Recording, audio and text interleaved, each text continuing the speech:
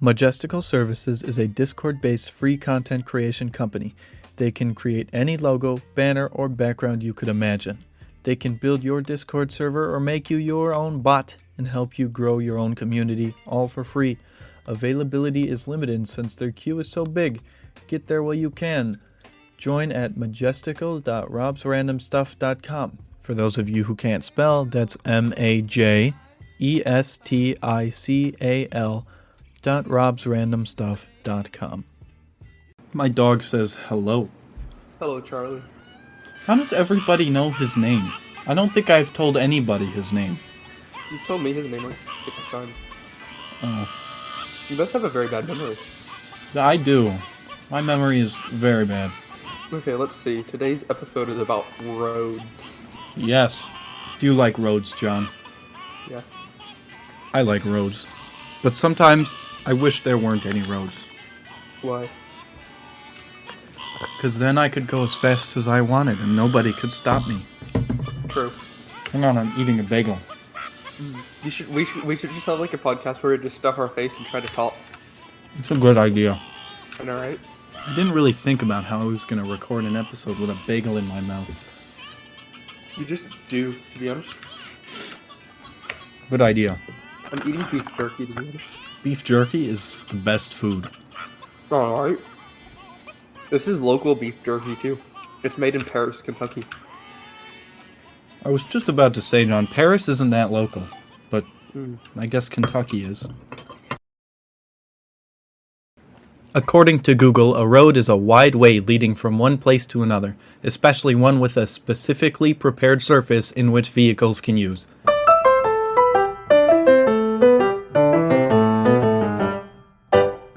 Welcome to Rob's Random Stuff, the podcast that varies so wildly that no algorithm would dare pick us up. Today I'm joined by a friend of mine named John. Hello, I'm John. He's not particularly significant in the realm of roads, but he does drive a bus. Tell me a little about your bus, John. Yeah, so I actually have a 2004 International 3800 school bus that I am converting to an RV so I can take it across the country and road trip. John, how do you drive a bus? It's actually not as hard as you would think. Honestly, when I first started driving it, it was a little bit intimidating at first, but once you get used to it, it's not too bad. I think the biggest thing that a lot of people get caught up on is, first of all, you have to use the mirrors a lot. So when you're taking a turn, you have to account for the tail swing of the bus since it's so long. So, for example, my bus is 40 feet long. So when you go to take a right or a left turn, it's very easy to accidentally run over a curb. So you got to use the mirrors and account for the tail swing of your very long bus. I see. John, how heavy is your bus? It weighs 15,700 pounds empty, and once the conversion is done, it should weigh about 22 to 23,000. It's only like 3 times as small as your mom, John. Yeah, it's about the weight of your mom. Oh, okay, John. Did you ever notice while driving your bus that there was more than one type of road? Yeah, there's a lot. We have a lot of gravel and dirt roads where I live. Oh. Is it hard driving a bus on a dirt road? No, honestly, I love dirt roads. You can just floor it. The only bad thing is there's a lot of dust that gets thrown up, so you gotta watch out for that because it like covers up the windshield and stuff. It's kind of annoying. True. Did you know that there's literally hundreds of types of roads? Like, tell me all about the different types of roads. Well, the number I saw on Wikipedia was like 234. Wow, that's a lot. So I just picked like 8 types of roads, so that we weren't here all day. Did you know that alleys aren't actually like roads? Really? Yeah, I've always kind of considered an alley a road, to be honest. Some alleys are meant for vehicles, but a lot of them are meant for people. Like, I guess that kind of makes sense. Like most alleys have stairs in them. So I thought it was weird, because whenever I saw an alley, there was usually a car in it.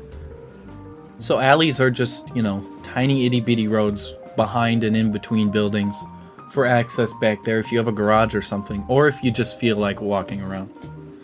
Now, you mentioned dirt roads.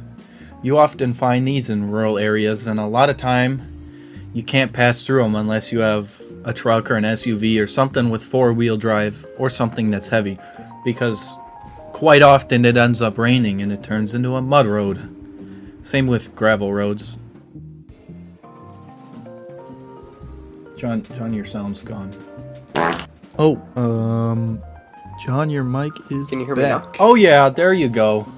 I was talking like so much, and you just like kept interrupting me, and I was like, "What is going on?" I just was thought very you crazy. like died or something. Yeah, I'd been talking for so long, and you never responded, and said something completely random every time, and I was so confused. Oh. We were talking about the speed limit on dirt roads. Oh yeah. The maximum in the United States is like 55, but I never go 55 down a dirt road.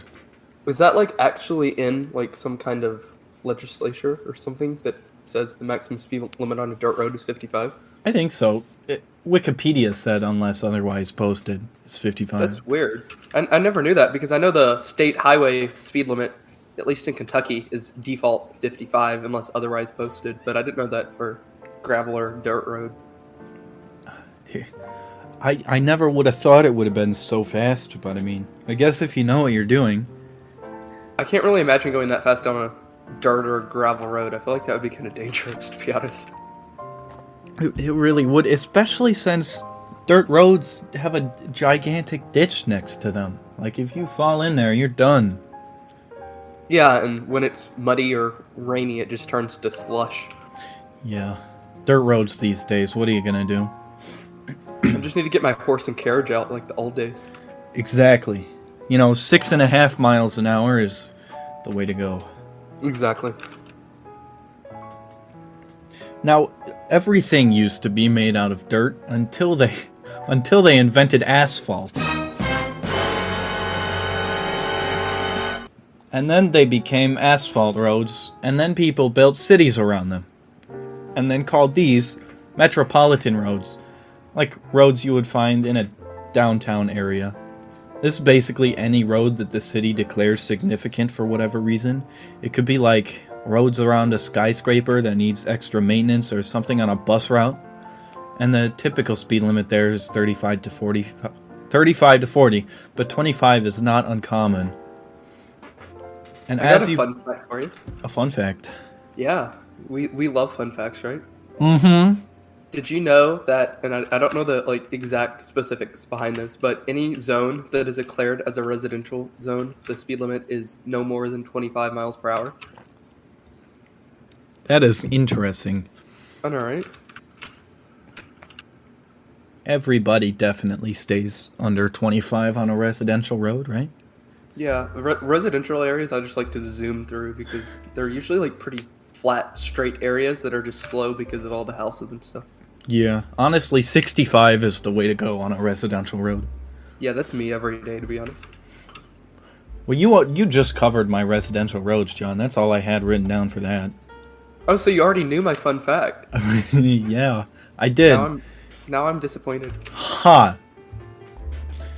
Besides these and, bigger roads like interstates and expressway, it turns out every other road is considered a state highway by the law. So pretty much any road that's not residential or metropolitan that has you going under 60 miles an hour is a state highway. And these are usually assigned like a route number and a name. Like the one by my house is named Route 34, but it's also got a street sign that says Ogden Avenue on there. You just told the whole world where you live. John, do you know Ogden Avenue is literally 1,500 miles long? Wait, really? Yeah. It goes all the way from Lakeshore Drive in Chicago to, like, Denver, Colorado. That is weird. I did not know that. Which brings me to a fun fact. Route 34 is technically a U.S. highway instead of a state highway. So oftentimes if a route or a highway goes in between states, it's labeled as U.S. highway, even though they're managed by the state that owns the bit of road. So what about like Main Street? What would that be considered? Because it's not residential, but I don't think it's a state highway either. No, I think that would be Either metropolitan or it might be residential, depending on the size of the town. Sounds pretty interesting. Indeed. It might also fall under the category of like a rural road in a really small town. Yeah. But I'm not really sure. Those roads are just like roads. Those are often like not even managed by the state. It's just the city that does them. Most of the downtown roads in my town are like 25 or 35 miles per hour for the speed limit, so I don't think it's a state highway because usually I think they're like 55 unless it's like very curvy. Yeah. I'm in a lot of suburbs, so all the bigger roads around my house are 45 until you get out to the corn, and then it's 55. Slow. Yeah, 45. But I mean, there's a ton of cars on there, so like, you're not even ever going 45. It's always like 30 or 35. Yeah, that's why traffic sucks. That's why I kind of like living in a smaller town. Yeah. Big towns aren't fun. Unless it's night, then nobody's there. Then you can just, like, zoom. See, my town only has like 35 or 36,000 people in it, so I mean, it's not tiny, but it's not like what I would consider like a big town either. So it's kind of like a good in between, you know. Yeah. Much better than the like 5 million that Chicago has. Yeah. I know it's 3 million, but 5 million sounds better. 5 million sounds much more significant, I agree. Now, John, if you want to go a little faster than a stupid highway, you can find yourself an interstate, which are pretty much the same thing as a highway, but it goes in between states. And there's only really two differences. Is that the interstate speed limits range from 60 to 85, depending on the state you're in, as opposed to anything under 60 miles an hour. Which, in Wyoming, interstate speeds are actually 85, which is crazy. And I think in Texas, they're like 75 or 85 too. Yeah. All the interstates around here are 60 to 65 until you get out in the boonies. Oh, really? And then it's like 70. Ours in Kentucky are 70. Really? Yeah. Dang. Well, I mean, also, the closer you get to Chicago, the slower you go anyways. But traffic down there is so bad, so... It is I mean, you can't really go the speed limit anyways, usually. Nope. I had to drive through Chicago. I told you about the combine that we got once. Mm-hmm. And, well, I wasn't driving because this was like 7 or 8 years ago. But it was like when we went through like the... I don't remember what the highway was called, but like the downtown area, the drivers were so crazy. They just like wanted to kill everybody. It was kind of scary, to be honest. They're insane over there. It's like a war zone. Yeah. I mean, rush hour down here is pretty much anywhere between 6 a.m. and 8 p.m. So it's like the whole day is rush hour. So you've really... There's no convenient time to drive unless it's midnight. I'd say sometimes they're worse than others, though. True. Like, usually on the weekends, it's a little lighter. Yeah.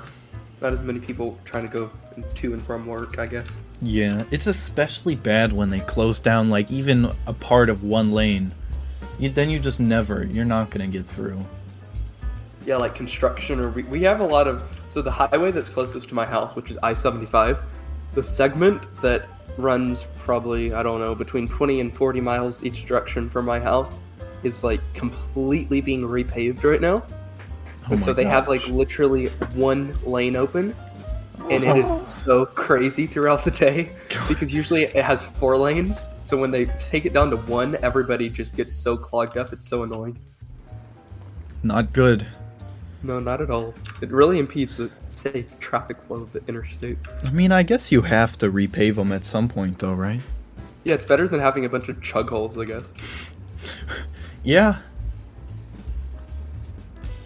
Now, interstates actually have quite a bit of history to them.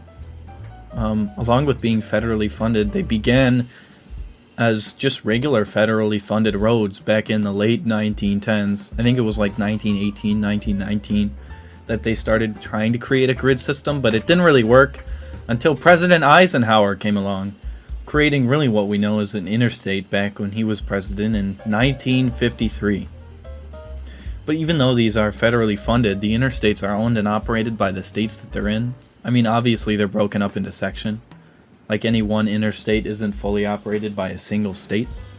Like I know I-88 by me, its Illinois section is run by Illinois, and its Iowan section is run by Iowa. And the interstate system actually runs a grand total of just under 50,000 miles between all the roads. Which Wow, is kind that of is cool. a lot. Yeah. I remember my grandfather has told me the same story like 50 times, but that's besides the point. When he was growing up, they were actually building the interstates. And when they were Really? like coming through,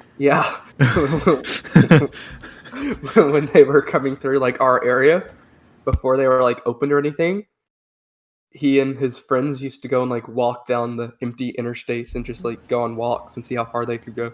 Really? Yeah. Just walk Kinda down the interesting. interstate. Yeah, but I mean, obviously it was like closed because it was like still being built, but like the Well, area yeah. for it, you know? That's kind of cool. Yeah. Interstates could honestly get a whole episode just by themselves. That's true. But somebody already did that. Really?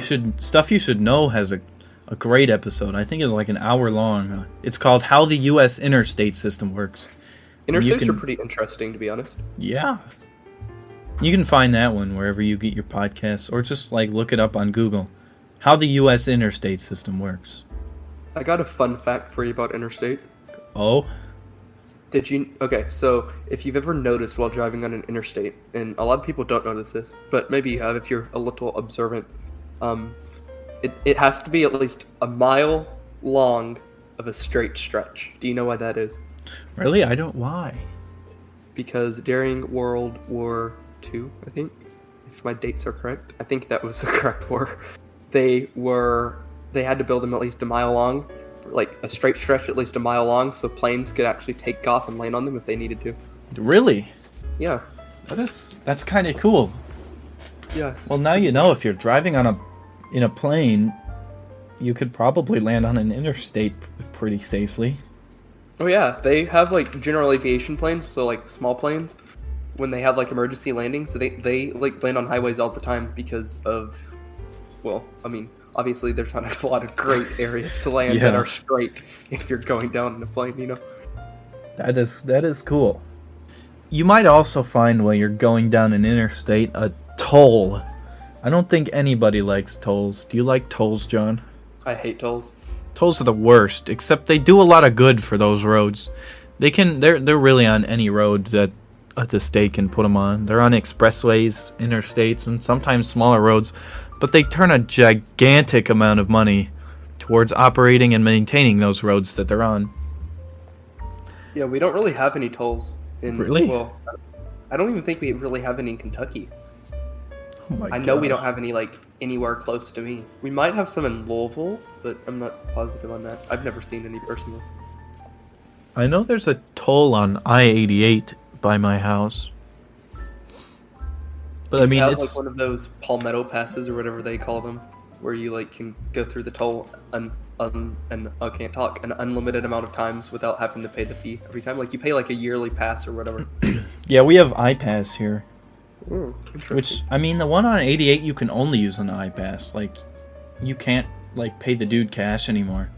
So That's it's either kinda right. iPass or you go pay online with your license plate. Dumb, to be honest. Yeah. I bought well, not me, but my family bought like an old used car from somebody once, and we went on a road trip. And you know, you have like 40 days to register the vehicle before you get like fined, like transfer it to your name and pay taxes and stuff. Well, we had just bought it and we took it on the road trip, and so we didn't obviously have it under our name yet because it was over the weekend. Mm-hmm. And we went through 16 tolls, I think 16 or 17, and it billed them all to the old owner and sent him a letter in the mail because the license plate was still under his name. Oh, no. Yeah, it was kind of cry. That's funny, though. Oh, my gosh. That's so sad. I just Yeah, imagine getting, like, a $600 toll bill for a car I just sold. Yeah, I don't think he was very happy, but I mean, obviously we mailed him a check. That's good. That's good. But I think he was a little scared at first, not gonna lie. Yeah. There are expressways that exist too, and they're pretty much just an interstate, but but funded by the state instead. It's just, a highway, but for high-speed traffic, anywhere between 60 and 80 miles an hour. Now, what's the difference in a freeway and an expressway? Do you know? I have no idea. I think they're the same thing. Because we have a Gene Snyder freeway close to where I live in Louisville, Kentucky, that is like the worst road ever, but it's considered a freeway and it sucks so much. Oh, expressways are divided highways with partial control of access, while freeways have full control. So I guess a freeway just divides traffic with a yellow line, and an expressway has a median. Interesting. So I guess the only time where that would matter is if, there's an ambulance going down the road, then everybody has to pull over on a freeway, but not on an expressway. In bigger cities, when you're on an interstate or whatever takes you through the big downtown area. Yep. A lot of times they have carpool lanes. You know what I'm talking about? Yeah, they have a lot of those in Chicago. Yeah, well, when we go on vacation to South Carolina, I think it's I-90 or 95, they have a ton of carpool lanes that run the whole way. And I can never really figure out the point or use of them, because I guess it's supposed to reward people, you can drive in the fast lane if you're carpooling to save the environment or whatever, but I found the whole idea kind of confusing. Yeah, because who's gonna stop you from going in the carpool lane if you only have one person in the car? Yeah, do they have cops that just sit on the side of the road and see how many people are in the car or what? I have no idea. Kind of odd. 290, I think, going into Chicago actually goes inside of a building. I think it's 290, or maybe it's 295. But yeah, you go into Chicago, right before it ends at Lakeshore Drive, it goes inside of a building. What kind of building does it go inside of? I don't know. I think it's an office building, but you go in there and it just looks like a normal tunnel, but there's building there. That is kind of weird. Yeah. I don't know why they did that. Weight limits, John. Obviously, weight limits are implemented to keep your mom from going where she won't fit. Yes, totally. But other than that, they're implemented as posted pretty much on roads that can only carry a maximum weight before collapsing, and you see them more often on bridges than roads. Yeah. And a lot of times state, and I think there's a couple of federal laws that also have maximum weight limits depending on how many axles you have. Yeah, we have a lot of those here. Yeah, I know that it's weird because where I live, it's you have a gross weight limit. So I guess you can have, these are made up numbers, but you can have 100 tons of weight in a vehicle, but you can only have 20 tons per axle. Do you know what a gross weight or a gross vehicle weight rating on a vehicle is? Do you know how that works? You go to a weigh station and weigh your car? Well, kinda. Basically. Okay, so we'll use my bus for example. So the GVWR, or gross vehicle weight rating on the bus, is 29,000 pounds. So it doesn't actually weigh 29,000 pounds, obviously. It weighs 15,000 pounds right now. But the 29,000 pounds is how much total the bus can weigh, so how much you can load it with. So what is that? 9 plus 5, 10, 11, 12, 13, 14, 15, whatever. That's how much you can actually add to the bus. That's interesting. Without going over the gross vehicle weight rating. Interesting, yeah. That's kind of cool. I guess you would need that so you don't overload the bus. Yeah, because you don't want to overload the shocks or whatever. Yeah. John, do you have any socials you would like to promote before we wrap this thing up? I do not think so, to be honest. Oh, you don't exist on the internet, huh? Well, if you want to come see a Christmas light show, you can come to my house. Oh. Yeah. You gonna reveal your address to the whole internet, John? No. Alright, you heard it here, folks. John's house, if you know where it is. Yeah. Hit me up, I'll give you the address. Yes, totally. Thanks for listening to this one. You can find us wherever you get your podcasts to listen to our other 3 or 4 episodes at this point, I think. We're on Stitcher, Spotify, Apple Podcasts, We're everywhere but Google Podcasts because Google Podcasts makes you like do extra pay stuff. It's kind of dumb. It sounds very dumb. Anyways, thanks. Goodbye. That works, right? It was a great outro. Very, yeah. I was gonna say the outro was a little awkward.